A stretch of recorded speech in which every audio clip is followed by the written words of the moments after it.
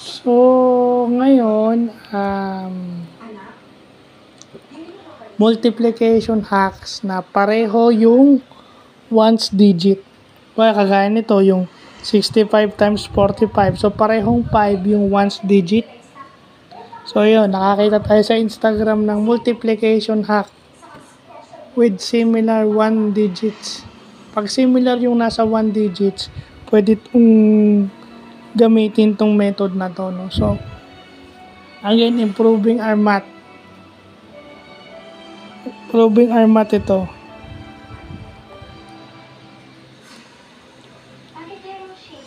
Improving our math, no? Para, pampabilis din. Not only getting the correct answer, but how fast and how quick. Getting quick answers and the right answers at the same time. So, hindi nawawala yung efficiency rito, which is very important. So, yun lang po.